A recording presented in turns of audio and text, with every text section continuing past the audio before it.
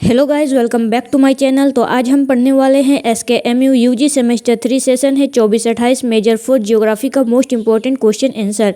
और आज हम देखने वाले सेट 3 को। तो पहले हमने सेट 1 एंड सेट 2 को देख लिया है और आज हम देखने वाले हैं सेट 3 को। और इसका एग्जाम होने वाला है 15 जुलाई को। तो अगर आप चैनल पर नए हैं तो चैनल को सब्सक्राइब कर लीजिए, वीडियो को लाइक कीजिए और अपने फ्रेंड्स में शेयर कीजिए। साथ ही हमारे Telegram channel and WhatsApp group को भी ज्वाइन कर लीजिए, क्योंकि आपको इसका PDF टेलीग्राम चैनल पर ही मिलेगा और टेलीग्राम चैनल का लिंक आपको इस वीडियो के डिस्क्रिप्शन बॉक्स में मिल जाएगा। तो चलिए देर ना करते हुए हम शुरू करते हैं मेजर 4 जियोग्राफी का most important question answer set 3। आज हम देखेंगे SKMU सेमेस्टर 3 24-28 के स्टूडेंट के लिए मेजर 4 जियोग्राफी का सेट 3। पहले हम देखेंगे very short answer type question. Question number 1 है, भाषा का सांस्कृतिक महत्व क्या है?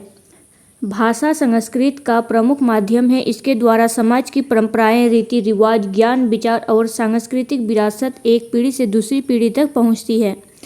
भाषा संस्कृत का एक प्रमुख माध्यम है। इसके द्वारा समाज की परंपराएं, उनके रीति रिवाज, ज्ञान, विचार और सांस्कृतिक विरासत एक पीढ़ी से दूसरी पीढ़ी तक पहुंचती है। क्वेश्चन नंबर 2 है, गोंड जनजाति कहाँ पाई जाती है? गोंड जनजाति मुख्य रूप से भारत के मध्य प्रदेश, छत्तीसगढ़, महाराष्ट्र, तेलंगाना, आंध्र प्रदेश और ओडिशा के वन क्षेत्रों में पाई जाती है। गोंड जनजाति मुख्य रूप से मध्य प्रदेश में, छत्तीसगढ़, महाराष्ट्र, तेलंगाना, आंध्र प्रदेश और ओडिशा के वन क्षेत्रों में पाई जाती है। क्वेश्चन नंबर 3 है, विश्व नगरीकरण क्या है? विश्व नगरीकरण, वर्ल्ड अर्बनाइजेशन, वह प्रक्रिया है जिसमें विश्व की जनसंख्या का बढ़ता हुआ भाग गांवों से शहरों की ओर जाकर शहरी क्षेत्रों में बसने लगता है। विश्व नगरीकरण वह प्रक्रिया है जिसमें विश्व की जनसंख्या का बढ़ता हुआ भाग गांवों से शहरों की ओर जाकर शहरी क्षेत्रों में बसने लगता है। इसे कहते हैं वर्ल्ड अर्बनाइजेशन। गांवों से लोग शहरों की ओर प्रवास करते हैं। क्वेश्चन नंबर 4 है, क्रिस्टालर कौन थे? वाल्टर क्रिस्टालर एक जर्मन भूगोलवेत्ता थे। उन्होंने 1933 में केंद्र स्थान सिद्धांत, सेंट्रल प्लेस थ्योरी का प्रतिपादन किया। वाल्टर क्रिस्टालर एक जर्मन भूगोलवेत्ता थे और उन्होंने 1933 में केंद्र स्थान सिद्धांत, सेंट्रल प्लेस थ्योरी का प्रतिपादन किया। क्वेश्चन नंबर 5 है, धर्म का अर्थ क्या है? धर्म मतलब रिलीजन। धर्म वह विश्वास एवं आस्था की व्यवस्था है जो ईश्वर, आध्यात्मिक शक्तियों, नैतिक मूल्यों तथा पूजा पद्धतियों से संबंधित होती है। धर्म वह विश्वास एवं आस्था की व्यवस्था है जो ईश्वर, आध्यात्मिक शक्तियों, नैतिक मूल्यों तथा पूजा पद्धतियों से संबंधित होती है। तो ये है 1 मार्क्स के 5 क्वेश्चन। अब हम देखेंगे शॉर्ट आंसर टाइप क्वेश्चन जो कि है 5 मार्क्स का। क्वेश्चन नंबर 1 है, गोंड जनजाति का संक्षिप्त वर्णन कीजिए। गोंड जनजाति भारत की सबसे बड़ी एवं प्राचीन आदिवासी जनजातियों में से एक है। यह मुख्य रूप से मध्य प्रदेश, छत्तीसगढ़, महाराष्ट्र, तेलंगाना, आंध्र प्रदेश और ओडिशा के वन एवं पहाड़ी क्षेत्रों में निवास करती है। इनकी जनसंख्या का अधिकांश भाग ग्रामीण एवं वन क्षेत्रों में रहता है। गोंड जनजाति की अपनी भाषा गोंडी है, लेकिन वे हिंदी तथा अन्य स्थानीय भाषाओं का भी प्रयोग करते हैं। गोंड जनजाति भारत की सबसे प्राचीन आदिवासी जनजातियों में से है और यह मुख्य रूप से मध्य प्रदेश, छत्तीसगढ़, महाराष्ट्र, तेलंगाना, आंध्र प्रदेश, ओडिशा के वन क्षेत्रों एवं पहाड़ी क्षेत्रों में निवास करती है। इनकी जनसंख्या का अधिकांश भाग ग्रामीण एवं वन क्षेत्रों में रहता है और गोंड जनजाति की अपनी भाषा गोंडी है, लेकिन वे हिंदी तथा अन्य स्थानीय भाषाओं का भी प्रयोग करते हैं।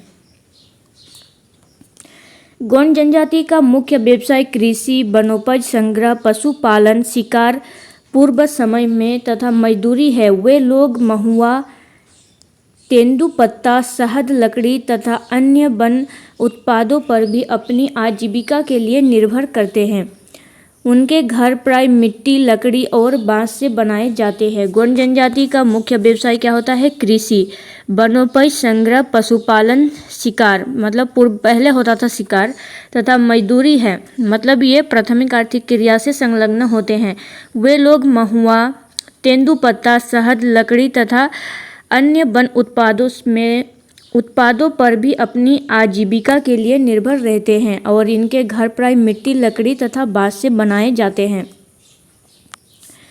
गोंड लोग प्राकृतिक पूजक होते हैं। वे सूर्य, चंद्रमा, पहाड़, नदियों, वृक्षों तथा अपने कुल देवताओं और पूर्वजों की पूजा करते हैं। इनके प्रमुख त्योहारों में मंडई, करमा और दशहरा विशेष महत्व रखते हैं। इनके लोकगीत, लोक नृत्य तथा गोंड चित्रकला विश्व भर में प्रसिद्ध है, जो उनकी समृद्ध सांस्कृतिक परंपरा को दर्शाती है।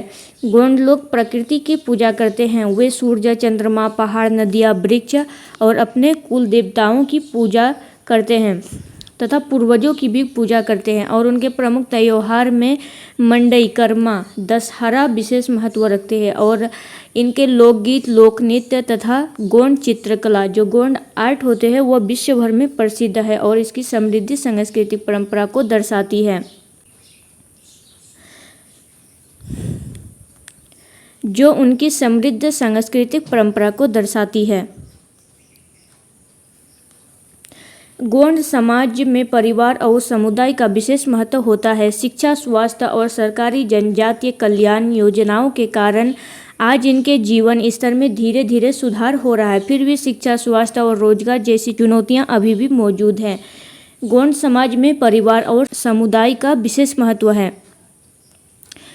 वे शिक्षा, स्वास्थ्य और सरकारी जनजातीय कल्याण योजनाओं के कारण आज अनेक जीवन स्तर पर धीरे धीरे सुधार हो रहा है। उनके जीवन स्तर पर इन शिक्षा, स्वास्थ्य और सरकारी जनजातीय कल्याण योजनाओं के कारण उनके जीवन स्तर में धीरे धीरे सुधार हो रहा है। फिर भी शिक्षा, स्वास्थ्य और रोजगार जैसी चुनौतियां अभी भी मौजूद हैं। निष्कर्ष: गोंड जनजाति भारतीय जनजातीय संस्कृति का एक महत्वपूर्ण हिस्सा है। अपनी समृद्ध सांस्कृतिक परंपराओं, कला, लोक नृत्य और प्रकृति के प्रति सम्मान के कारण यह जनजातीय भारत की सांस्कृतिक विविधता को समृद्ध बनाती है। गोंड जनजाति भारतीय जनजातीय संस्कृति का एक महत्वपूर्ण हिस्सा है और अपनी समृद्ध सांस्कृतिक परंपराओं, कला, लोक नृत्य और प्रकृति के प्रति सम्मान के कारण यह जनजातीय भारत की सांस्कृतिक विविधता को समृद्ध बनाती है। क्वेश्चन नंबर 3 है सेंट्रल प्लेस थ्योरी, केंद्रीय स्थान सिद्धांत का महत्व लिखिए। केंद्रीय स्थान सिद्धांत सेंट्रल प्लेस थ्योरी का प्रतिपादन वाल्टर क्रिस्टालर ने 1933 ईस्वी में किया था। इस सिद्धांत का उद्देश्य यह बताना है कि नगरों एवं सेवा केंद्रों का वितरण किस प्रकार होता है तथा वे अपने आसपास के क्षेत्रों को किस प्रकार वस्तुएं और सेवाएं प्रदान करते हैं। केंद्रीय स्थान सिद्धांत का प्रतिपादन वाल्टर क्रिस्टालर ने 1933 ईस्वी में किया और इस सिद्धांत का उद्देश्य यह बताना है कि नगरों एवं सेवा केंद्रों का वितरण किस प्रकार होता है तथा वे अपने आसपास के क्षेत्र को किस प्रकार वस्तुएं और सेवाएं प्रदान करते हैं। केंद्रीय स्थान सिद्धांत का महत्व: पहला है नगरीय विकास को समझने में सहायक। यह सिद्धांत नगरों के आकार, संख्या तथा उनके स्थानीय वितरण को समझने में सहायता करता है। यह सिद्धांत नगरों के आकार, संख्या तथा उनके स्थानीय वितरण को समझाने में सहायता करता है। दूसरा है क्षेत्रीय नियोजन में उपयोगी। नए नगरों, बाजारों, अस्पतालों, विद्यालयों तथा अन्य सार्वजनिक सुविधाओं के उचित स्थान का निर्धारण करने में भी यह सिद्धांत उपयोगी है। केंद्रीय नियोजन में उपयोगी। नए नगरों, बाजारों, अस्पतालों, विद्यालयों तथा अन्य सार्वजनिक सुविधाओं के उचित स्थान का निर्धारण करने में यह सिद्धांत उपयोगी है। तीसरा है सेवाओं के वितरण में सहायता। यह बताता है कि विभिन्न स्तर के नगर अपने आसपास के ग्रामीण क्षेत्रों को आवश्यक वस्तुएं एवं सेवाएं कैसे उपलब्ध कराते हैं। चौथा है आर्थिक विकास में योगदान। व्यापार, परिवहन तथा बाजारों के सुव्यवस्थित विकास में यह सिद्धांत महत्वपूर्ण भूमिका निभाता है। व्यापार, परिवहन तथा बाजारों के सुव्यवस्थित विकास में यह सिद्धांत महत्वपूर्ण भूमिका निभाता है। पांचवा है भौगोलिक अध्ययन में महत्व। नगरीय भूगोल, आर्थिक भूगोल तथा मानव भूगोल के अध्ययन में यह सिद्धांत अत्यंत उपयोगी माना जाता है। निष्कर्ष: केंद्रीय स्थान सिद्धांत नगरीय अधिवासों की संरचना, कार्य एवं वितरण को समझने का एक महत्वपूर्ण सिद्धांत है।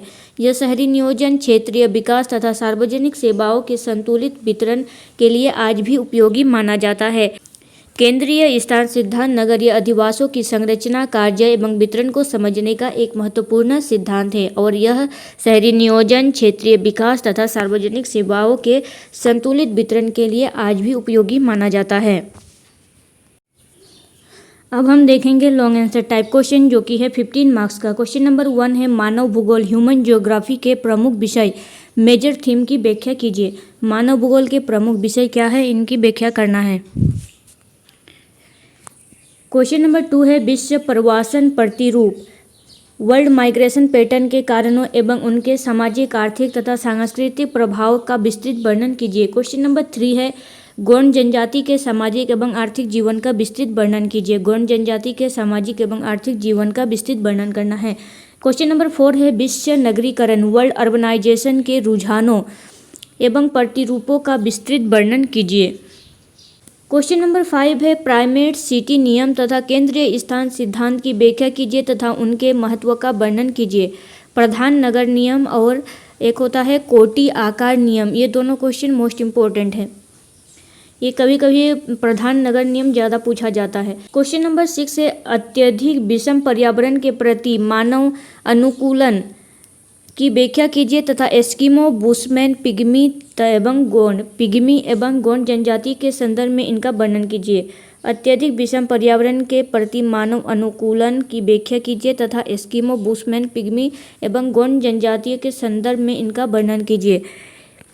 एस्किमो, बुशमैन ये सब पूछा जाता है का इनका वर्णन कीजिए, ये कैसे जनजाति है, इनका सामाजिक आर्थिक जीवन कैसा है। एस्किमो बहुत पूछा जाता है। एस्किमो एक मोस्ट इम्पोर्टेंट क्वेश्चन है जो लगभग हर साल पूछा जाता है। तो इसके साथ साथ आप प्रीवियस ईयर क्वेश्चन पेपर को भी आप रेडी कर लीजिएगा तो आपका पूरा पेपर बहुत अच्छा जाएगा, क्योंकि प्रीवियस ईयर क्वेश्चन से भी बहुत से क्वेश्चन मैच कर जाते हैं एग्जाम में हर साल।